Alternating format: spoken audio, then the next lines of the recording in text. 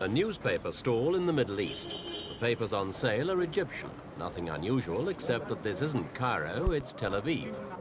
The Mail and Gazette are simply the latest signs of Israel's friendly relations with her historic foe, Egypt. 10 months after the Camp David peace accord, communications have been opened up between the two states.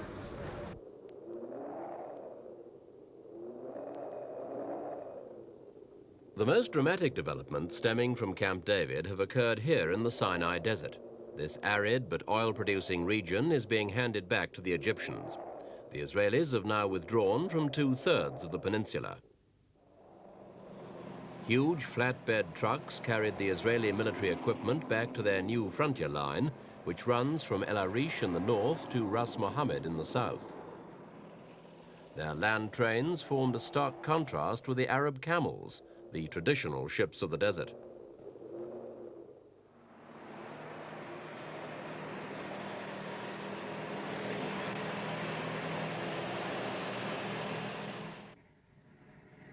At Rephidim, the brief withdrawal ceremony marked the peaceful retreat from territory occupied at the time of the Six-Day War in 1967.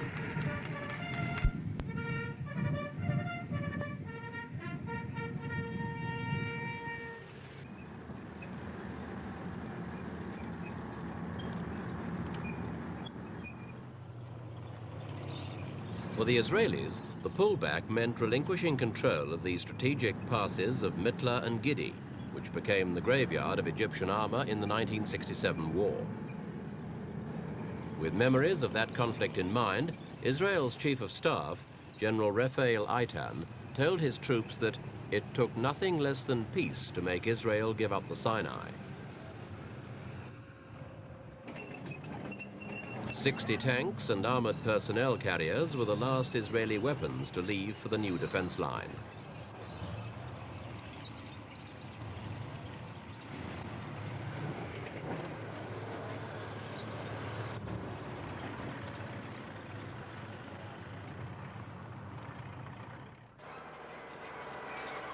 Defensive positions were destroyed and bunkers pulled up for salvage. The Israelis moved over 100 major military installations. This included more than 3,500 buildings and 87,000 tons of equipment. 200 kilometers of roads were paved to facilitate the move. For Egypt, the Israeli withdrawal meant the regaining of over 40,000 square kilometers of territory without firing a shot. Local Egyptians offered prayers of thanksgiving as the Israeli trucks rumbled past.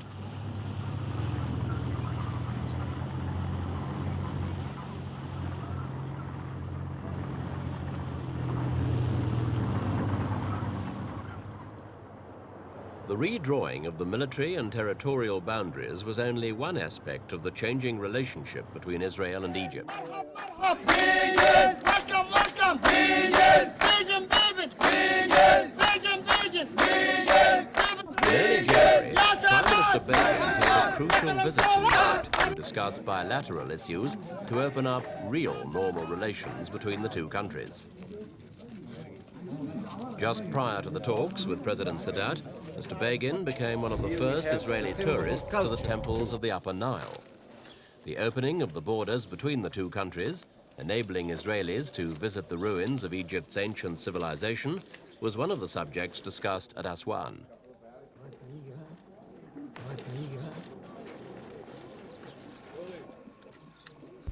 Abu Simbel, the temple saved from the rising waters of the Nile after the building of the giant Aswan Dam. It made an impressive second stop for Mr. Begin and his wife on their brief pre-conference sightseeing tour. But the prime purpose of the visit was to speed up the process of normalization. The momentum of the Camp David agreement was becoming bogged down over the issue of autonomy for the West Bank. After the meeting, it appeared that the two sides were still far apart on this question, but had made progress elsewhere. We have fields of agreement, and also we have fields of differences. But upon the normalization, let me tell you this, the normalization shall be carried out according to the Camp David by word and spirit also. On the 26th of January, a little over 2 weeks after the Aswan meeting, normalized relations between Egypt and Israel were declared. The next day, a civilian border crossing was opened. It was the first peaceful land crossing between the two countries in 31 years. The first day's crossings unfortunately didn't go too well. Although the Israelis were able to issue visas on the spot, the Egyptian border checkpoint had no emergency visa issuing facilities. Many Israeli tourists wanting to cross into Egypt were turned back. One coach of tourists did get through to travel on to Cairo. I think that The you have Egyptian a governor visa of northern Sinai gave special permission to a busload of 45 visaless tourists on a pre-arranged tour. But you said they have dual citizenship. They have dual citizenship, yes. How can these move about going? Not at all, not at all. I hope that it will be an everlasting peace. And as I said before, I hope to God that the other states, the other countries will follow President Sadat's wisdom. The restoration of telephone links between the two countries got off to a smoother start. Calls were accepted at the Tel Aviv exchange for Cairo. To you, Cairo, yes, good. You want to pass me a call? Okay, the number is 242374. Thank you, Cairo, thank you. As the final element of normalizing relations, ambassadors were named, scheduled to be exchanged on the 26th of February. Egyptian diplomats toured Tel Aviv by bus, looking for premises suitable for conversion into the new Egyptian embassy. In Egypt, the Israelis had already found a future island of Zamaleh in the Nile. The Egyptians looked at 2 Tel Aviv hotels and a site next door to the Canadian embassy. As they viewed the Star Hotel in Tel Aviv, the Egyptians were undoubtedly aware that almost the entire Arab world opposed normalization with Israel, especially while the Palestinian question remains unresolved. Some observers felt that the Egyptians were going slow in order to apply pressure on the continuing negotiations between the two countries over autonomy for the West Bank. For despite the Sinai withdrawal and assumption of normal ties, if the central issue of Palestinian autonomy remains unresolved, it could still shatter the Camp David agreement and lead once more to armed conflict in the region.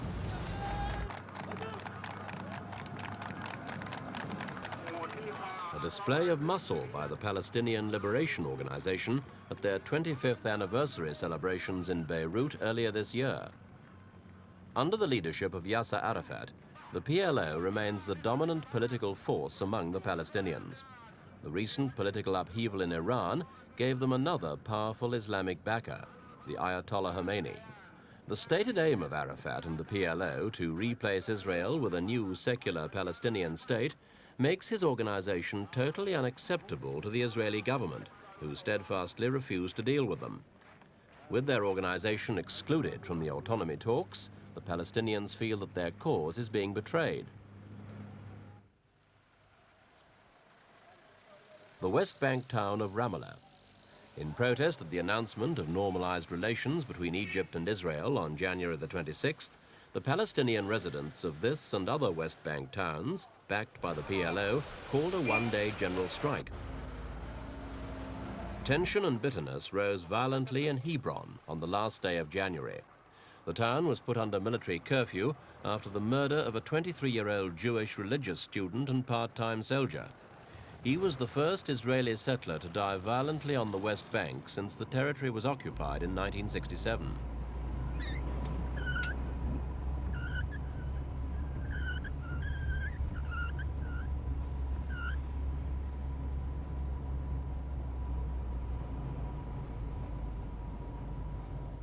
The curfew is lifted by the military government for only 90 minutes a day in Hebron. ultra-nationalist Jewish groups have endeavored to use the death of the Israeli student to push a scheme to bring Jewish settlers back into the old Jewish quarter of the town, which was abandoned in the 1920s. There is continuing antagonism on the West Bank over what the Palestinians see as spreading Jewish settlement and control. This building is the headquarters of the Jerusalem District Electricity Company, a Palestinian-controlled company. The employees protested over what they believed to be Israeli government moves to take over the company. They staged a sit-in and chanted PLO slogans.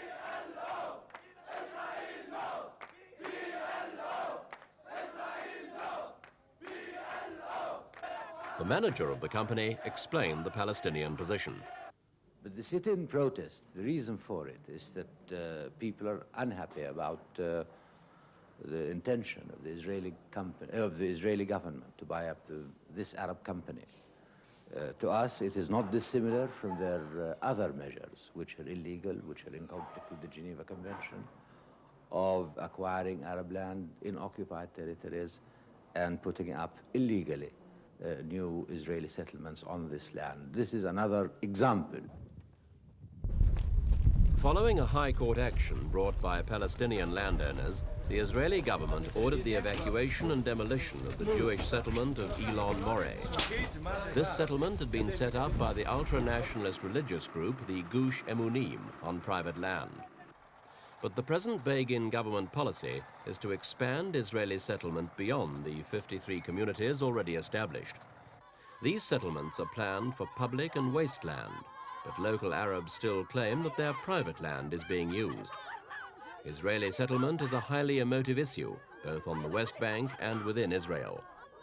This protest was against a new community on Mount Kabir.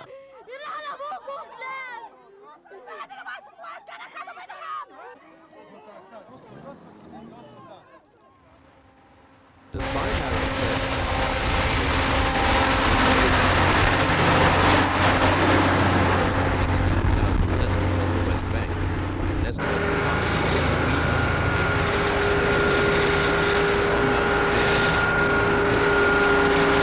has moved into a new government-approved settlement, and the settlers intend to remain. Mr. Begin, in visiting West Bank communities, has stated that every Israeli has the right to buy land on the West Bank, live there, build a house, and settle.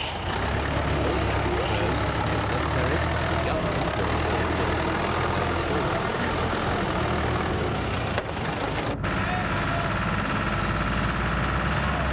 an advocate of increased Israeli settlement and a leading opponent for Palestinian autonomy, Egypt and America, is Agricultural Minister Ariel Sharon.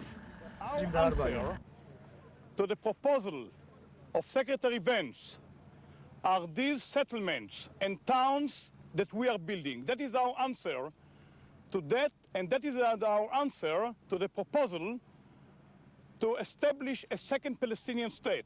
There is a Palestinian state. Jordan is a Palestinian state. Israel will never accept it, will not accept a second Palestinian state.